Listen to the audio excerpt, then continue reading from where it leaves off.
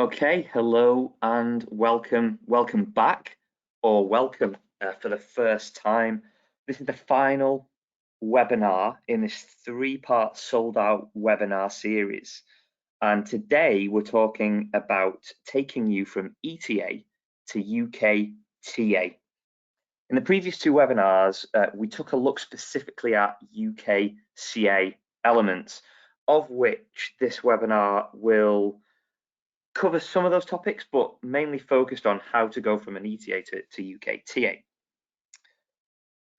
Just a quick note that each webinar and the slides will be available on our website, and you'll receive a link after all three of these recordings to all the stuff we've covered, the webinars, the recordings, the slides, and also a link to our UKCA hub that's on our website with a lot more information on.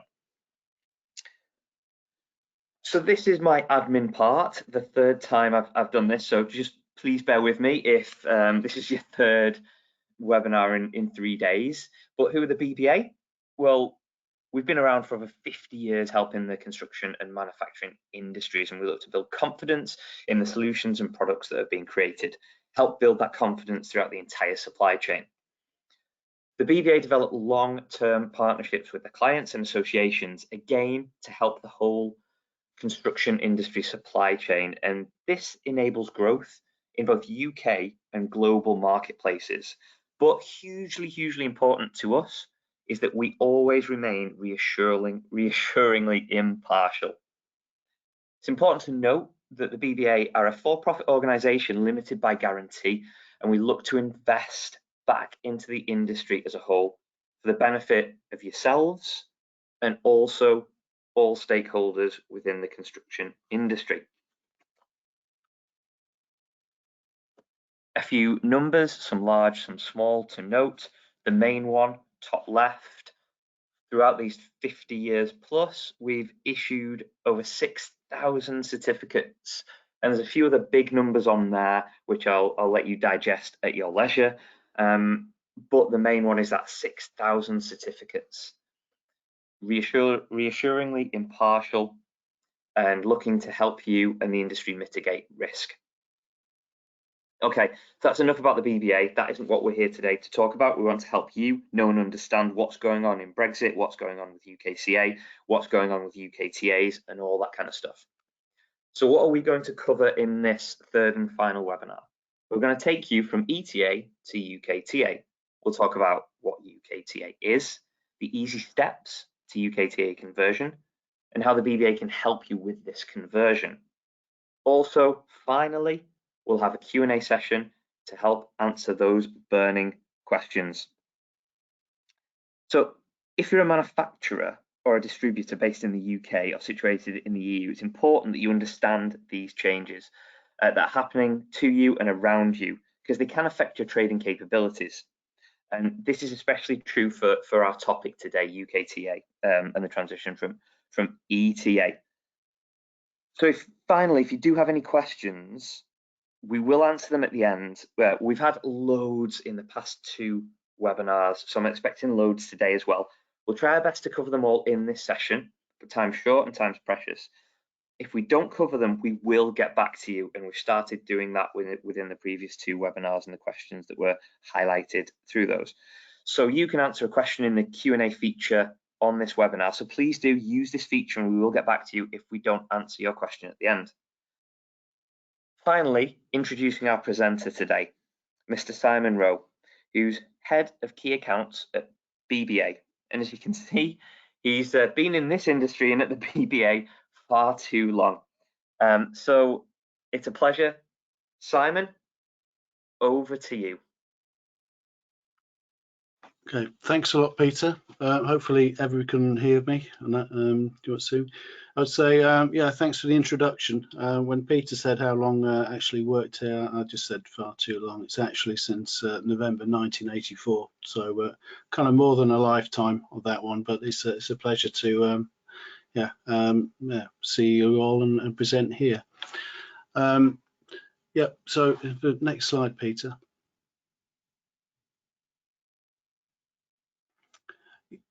Yeah, just about the title. First thing, from taking you from ETA to UKTA, it's probably for me, it's kind of had a working title of From ETA to Eternity, but really we'll cover the main aspects there.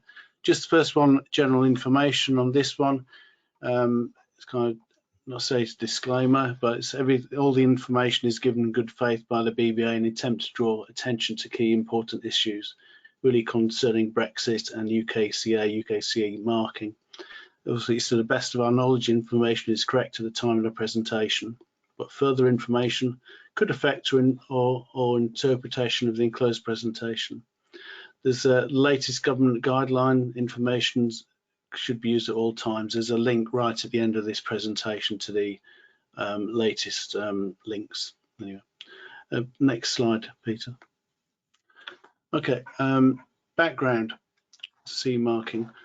Well, the current construction products regulations came in 2013. These are actually replaced the Construction Products Directive, which I believe was about 1996. The whole aim of this was for to give common products a passport to the European market and really of a consistency of declared performance. There are two routes. One is the mandatory route. It's probably one we know very much. I think Jason talked about yesterday. This is really by harmonised standards, HENs. These are going to be retermed designated standards for the UK market. That route's mandatory.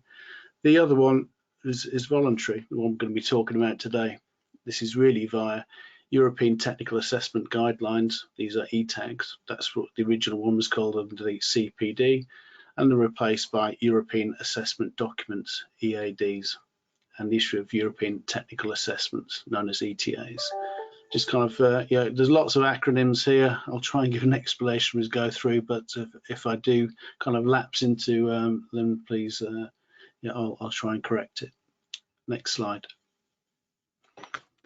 Okay, primarily, what is UKCA marking? Well, UKCA stands for United Kingdom Conformity Assessed. It's a bit of a mouthful. It doesn't relate to certification assessment, but commonly UKCA. And this is really post-Brexit. We came out of the EU. It will replace CE marking for any applicable products that are or will be placed under Great Britain market. This one we still call it Great Britain, which really means England, Scotland, and Wales. Northern Ireland is obviously with a common border with the Republic. It's will still be accepting CE marking post December this year, and also there's a possibility for their own separate UK NI mark for that for Northern Ireland. Okay, so where does it apply? So UKCA mark is mandatory for new applicable. That is anything that comes under UK designated or EN harmonised standards, and these are products that are placed on the Great Britain market from 1st of January 2021. It's also will be mandatory for all products placed in Great Britain from 1st of January 2022. So this year really is a transition period. We're still accepting CE marking, but you can actually apply for UKCA marking as well. And they say existing CE marking in the transition will be recognised until 31st of December 2021. Any tasks that require conformity must be carried out by a UK approved body. On there, there's a link to some guidance there on construction products. Obviously on this one, we're just talking about construction products. CE marking does relate to lots of other areas. And I think since we've been doing this, we get lots of inquiries of other areas, including teddy bears and toys and other matters. So we're talking construction. Next slide. What is a UKTA? What we're talking about today.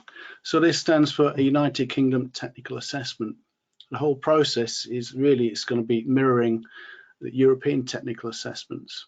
So obviously they're just applicable, UKTA is applicable for the UK market. They will be issued by UK technical approval bodies, which there's 9 of on there. Within that, BBA has the widest product range or sectors of all the UK tabs.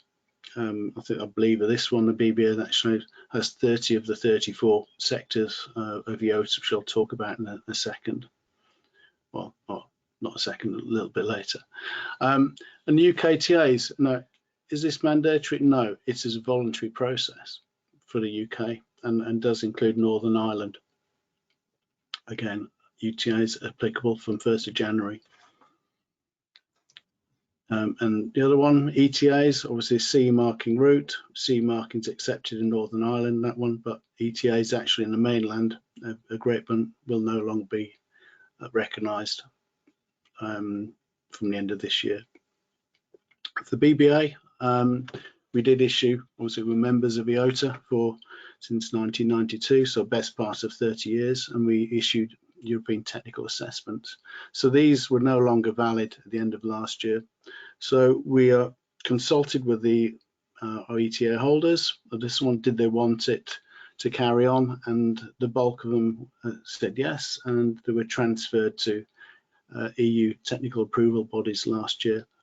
Many of these were, I think, ETA Denmark, we have a good relationship, and other bodies like DIBT, the Germans as well. So that's about UKTA. Next slide. Okay, what changes? I mean, again, I was talking earlier, lots and lots of acronyms coming on. So just as a quick side note, John presented this in his presentation. What we're talking about, so construction product regulations in the UK, that's been replaced by United Kingdom, UK CPR. Harmonised European standards, in the UK will UK designated standards. So anything that is EN, it will just be shown as BSEN on that one. CE marking in the UK market, and again, we talked about that is replaced by UKCA Marking. Technical assessment bodies in the EU, TABs, they are now UK technical assessment bodies. Notified bodies who carry out conformity work, this one are known as UK approved bodies. European assessment documents, EADs, again, will become UK approved documents, approval documents. European technical assessment, we talked about ETAs, become UKTAs. And then NANDO database on this one, will be again a UK market approved body database. And then the other one, notified body numbers, and this one we then have a list of UK approved body numbers.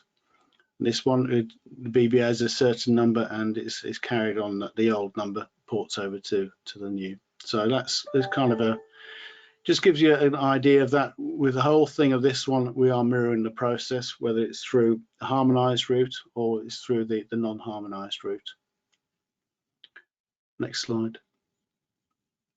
Okay, a bit of background to EOTA. EOTA, as we say, set up back 1992, is co-financed by the European Commission. Its role is to develop and adopt European assessment documents, so formerly the European Technical Assessment Guidelines. It's to ensure best practice are shared between members and adopted documents and references, either the approvals are publicly available. This is on their website, eota.eu. What does it do? It works with the European Commission, European members and free trade association states, standard organisations, stakeholders in research, construction, contractors, manufacturing, technical and European research associations. So really it's a big kind of umbrella organisations bringing the expertise together in the various fields. And what do ETAs do? They really provide an independent Europe-wide procedure for assessing essential performance characteristics of construction products. Well, this one, so you might have products applicable from Southern Europe right up to the north, various kind of climatic climes, whether it's hot or kind of very cold, or certainly on the UK side of things, kind of, I'd say, not tepid, I'd say. What's some background on this one? What has my role been with the EOTA? Well, since 1995, I sat on working groups, liquid applied roofing, ETAG 004, mechanically fixed roofing, again, that one was 005, On the other ones, highways products, ultra thin layer asphaltic concrete on there, and also chaired the bridge deck waterproofing scheme as well on there. So a fair amount of experience. Next slide. Oh, sorry, just on that one, I'll just go back, just on the last one. Yeah, ETA, again, offers manufacturers a voluntary to CE marking, where a product is not fully covered by harmonised standard HCN under the CPR. In the UK, it's always been voluntary. Some countries in Europe where ETAs have been issued, it then becomes, it's actually mandatory, but we're just taking what has been the UK stance. So, yeah, next slide. Again, ETA, no. How is it set up? It's been set up by EU regulations. If you're very interested, you can look up 305/2011. Who is a member of this? Well, it comprises lots of technical assessment bodies named TAB, and these are designated by member states of the European Union and also the European Economic Area. If you look at on the right-hand side, they're the countries that are represented on the ETA. Switzerland and Turkey aren't in the EU, but in the EEA. So where we've got, then you've got countries subject to mutual recognition agreement can also be considered for membership. On this one, obviously, the UK had to leave EU, and part of this we had to leave ETA. Subsequently, we've applied to ETA and have been accepted as an observer status. So on that list there's 25 member countries, and some countries have more than one technical approval body, and so there are 47. I believe the biggest contributor on this one outside, so in Poland has 5, for example. Hungary has 4, even Ireland has 3. Now that BRE Global are in there, and Netherlands had 5. Spain has 3 as well. So it's quite a varied list. And what has ETA done? How many ETAs? Well, there's over 6,000 current ETAs. These have been numerous different areas, but the main area I would say is related to fixings, fasteners, and screws, for example. And probably these are, again, there's probably about 1,500 in various guises. So it's a very, very big area. And there's a reliance on these kind of manufacturers and associations, on the ETAs to give the CE marking there. On this one, say who's the biggest contributor in that is probably no surprise, it's the Germans with DIBT on there. If you want to look up further information, there's the link to the website at the end, eota.eu. Next slide. So CE marking, probably asking, well, which route do you follow? It really depends on various factors. Which nation your company is based? Is it UK based? Is it based in Europe? Is it having several different manufacturing sites around? Which market you sell into? It might be individual countries, maybe EU, again, into the UK. If the product is covered by a harmonised standard, then you then take the CE marking route by certificates of conformity or factory production control. Also, it's dependent on AVCP level. The ones that require notified body input will be kind of 1+, where it's audit and testing, 2+ factory production control, 3 testing, and probably the non-applicable one here, manufacturers only, that's system 4. But obviously, I believe all ETAs are either level 3, 2, 1 or 1+, no system 4 applies. Third-party conformity tests would be carried out by UK approved. That would have to be for companies in the UK holding ETAs or EU notified bodies. So on this one, a UK approved body cannot conduct visits under an ETA into Europe, and vice versa. EU notified bodies will not be allowed to conduct visits under European technical assessments. The last one, the other one, we spoke about it previously, whether the ETA was issued by UK or EU TAB, or so all EU ETAs are now issued by European technical approval bodies. And last thing to consider, is it an existing, what we call existing product in the market before the end of last year, or a new product on there? Next slide. Okay, what are the reasons you might want to convert to UKTA? Now, after all, this is supposed to be a voluntary route and product as well. Actually, so in some areas, well, say it's all recognised by UK specifiers, but in some areas as well, it's becoming more obligatory. Probably the fixings and fasteners associations have kind of embraced ETAs in this one, and I think it's going to be very, very big for that area. In other areas, certainly things like agreement certification probably gives a stronger tool. So it'll be interesting to see kind of what the take up is in various areas. So we'll give you access to the UK market. We'll talk about in a bit. It will be a fairly simple and quick conversion process. Now, we want to use existing data as out there and not duplicate any test work at all or surveillance requirements. We'll use your existing ETA for conversion, and to make things happen, we'll work with the existing technical approval bodies in Europe who have issued these documents. Future specifications may demand UKTA as a route to UKCA marking. And as we said before, European technical assessments after this year will no longer be recognised. Okay. Yeah, just then finally, sorry, just the last one there. An ETA, they're not, well, so assessments gone for European technical assessments or United Kingdom technical assessments. The methodology in there, using the guidelines, approved documents, they can also be used by bodies such as a BBA, to have a fully fledged full BBA agreement certificate. So a UKTA or UKTA will just give you a certain level entry into the market if you want to say how it complies with regulations, how it's installed, other ones you can then top it up really for an agreement certificate. In areas such as external wall insulation, liquid applied, and other ones, methodology will use the guideline assessment documents there. That kind of applies across the board. So, next slide.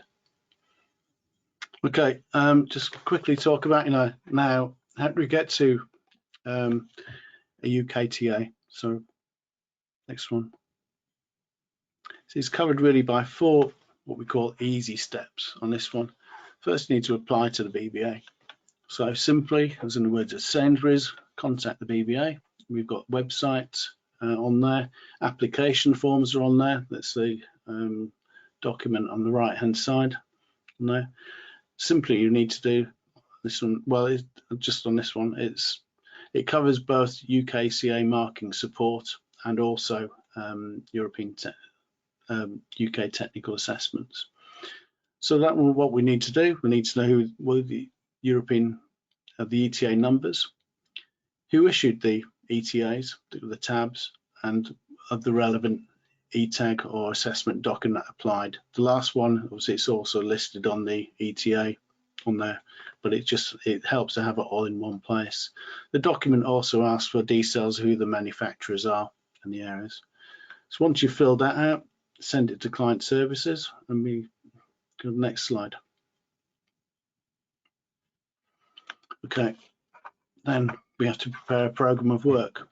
We've done a lot of work in the background of the BBA, coming up with process flow documents and trying to make this as simple as possible using a templated contract with set prices. So part of that, what do we need to do the work? Well, it's the assumption in there. We'll list all the ETAs, but the main things that are required with the evaluation report. Each ETA is backed up by an evaluation report, which is prepared by the technical approval body and circulated around all the different member states. This hence used to be the 27 country or 28 in the UK was there for comment on that. And these reports are held by not just the EU tab, they're also held by ETA, but we'll need a copy of that because that summarizes all the work. The last one, associated test reports. We've got if required in there. Well, the assess reports, we probably don't need to see them all, but where is a high risk, especially something with fire, I think everybody knows about Grenfell and there, and certainly key aspects of that when under the essential requirements, we'd probably request the associated test reports where it's criticality levels.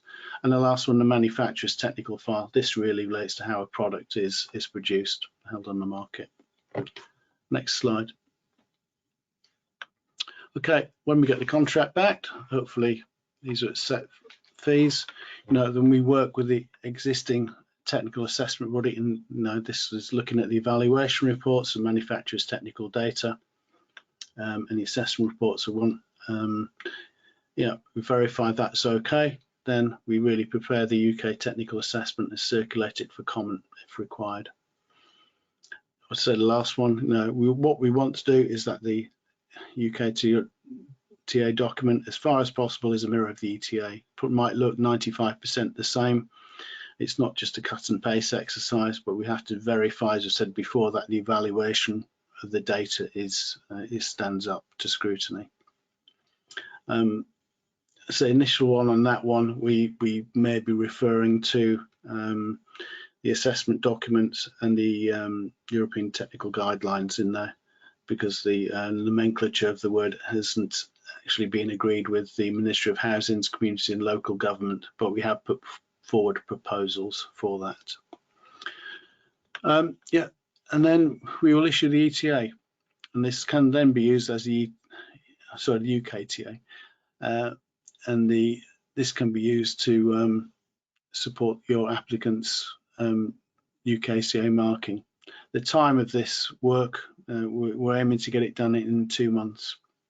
We've invested quite a lot of resource, at least 12 project managers up in our Liverpool office, and there will be a lot of them will be earmarked to do this work. And once UKTA is placed, we put in procedures for the surveillance. It's covered with the place of manufacture or places of manufacture.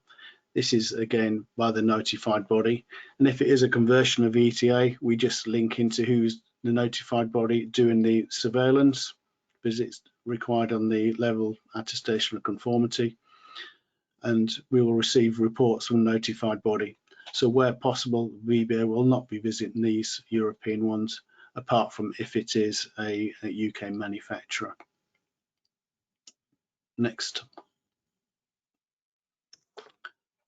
Okay, just into UKTAs. This was a slide again that John prepared. Now, is there equivalent of ETA under a new system? The first one, no, but it's under discussion. The 9 UK tabs, of which the BBA is one, discussing with MHCLG on this topic. But we're still waiting from the government how the scheme will operate and how it will be financed as well. But as we said before, the UK has taken its own way forward with ETA. We've signed a unilateral agreement so we can issue UKTAs based on the existing and use the existing assessment documents and guidelines. Okay, next. Last slide on here. I'm sure there'll be a few more questions coming up, but this is just really where can you get the government guidelines. There's general guidance, including the marking, how to use UKCA marking, the conformity assessment accreditation, there's a link there, and the designated standards as well. Okay, I believe that's the last slide. Thank you. Simon, thank you very, very much. Informative as ever. And yeah, the last 3 webinars have been as informative as each other. Really interesting stuff, and there's a lot to do, as can be seen on all 3 of them. We've got a few questions coming, if you don't mind, and I know we're quite short of time, so we'll try and whiz through some of these. Gareth had a question. I think Gareth was with us yesterday as well, so thanks for rejoining us, Gareth. And his question, which we will answer, and we'll get to him privately as well, but this might cover a few people on this webinar. And he asks, our product is zinc based and we did not need a CE mark when under EU regs. Will we now require UKCA marking after Jan 2022 for the British market? If you didn't require it under an old system, then you won't require it under a new system, unless you actually want to, apply for one. Fantastic. So a brief one here, which is quite an interesting question, to be fair. What is the validity of a UKTA? On that one, it's the same again as an ETA. The validity is is ongoing. So sort of saying this one is valid for all time, provided that the surveillance is conducted and manufacture, and the real no changes to the formulation or process. Okay, cool. So there's an ongoing validity of that one. Okay, nice one. This is a really interesting one, really, and I think this is more from a government perspective. But let's have a go at this. How would a UK equivalent of ETA be financed? Right. Okay. Well, there was a meeting last week on this one. I don't know if John touched on this one. I don't think he did. Yeah, if you did on this one, I'll try and remember what he said. On there, the government has proposed that the actual tabs fund it themselves by having a levy on each contract. I believe on this one is kind of around about a £10 fee per contract or ETA that goes out there. So there's no money from the government on this one. Probably might not surprise a lot of people. Yeah, surprise or no surprise there. I'm not quite sure. No comment. Question from Martin here, and he says, if I will get UKCA marking based on hen, and already an ETA is additionally voluntary existing, should I also go for a UKTA voluntary in addition? So I think that makes sense. So if you could get it under the ETA system on this one, when it's voluntary, then you could, I think I said a slide earlier, it was on the ETA one. I'll just go back to mine quickly. So we said here, on the old one, the ETA offers manufacturers a voluntary route to CE marking where the product is not or not fully covered by a harmonised standard under Construction Products Directive. So you could get an ETA if it's not fully covered under the harmonised standard. So the same would apply. It's not fully covered by a designated standard. That's for a UKTA. Okay. Not sure if that answers the question or not. I'm not sure. I mean, what we'll do. Yeah. Sorry, go on, Simon. I was going to say, basically, if you could under the old system, well, we're mirroring the approach, so it should be possible on that one, as provided it's not fully covered by a harmonised standard. If it is fully covered, then you couldn't get either ETA or a UKTA. Okay, we might have to get back to Martin in a bit more detail on that one once we've done a bit of research ourselves on that one. So final one for Stuart, and again, more of a regulation thing, in terms of questioning, but he asks, will there be a GB equivalent to the construction products regulations? On that one, yes. Just a minute. It was one of the slides. So under the construction product requirements, it will be United Kingdom UK construction products requirements. How that is actually set up, I don't know. I'll probably have to get some details from John Alban on that one, who's been dealing with it, but I believe yes, it will be. Fantastic. Great. Okay. Thank you very much for answering those questions, and we will get back to everybody we haven't had a chance to answer the questions for, and we will respond. That's I promise you that. So final thing from me just to mention is that next month we have an extended webinar series. So we'll be covering the topics we covered in the last 3 webinars this week. On UKCA and gaining that mark, and then ETA as well, and there might be some updates, there might not, so it's always worth diving in just to check if there are any updates, or maybe you've got fresh questions you want to answer. Perfect opportunity. So this is going to run from the 7th till the 11th of June. Each webinar, consecutive days, will be 11 a.m. till 11:30. So we're trying not to take up too much of your valuable time. So like I say, we're going to cover the 3 topics we covered this week, along with looking at an agreement certificate in a bit more detail and post-certificate maintenance and what goes into that. You can sign up, if you sign up to the BBA emailing list, we'll let you know all the details as soon as possible and how you can register for all 5 of these webinars. And there'll be more details released soon on our website, so check that out if you don't want to be badgered by us on an emailing list. So finally, from myself, first of all, thank you, Simon, so much for all your information and taking the time to present today. Really appreciate it. Thanks a lot, Peter. It's been a pleasure. And more importantly, more importantly than your good self, Simon, the audience, thank you so much for joining us today.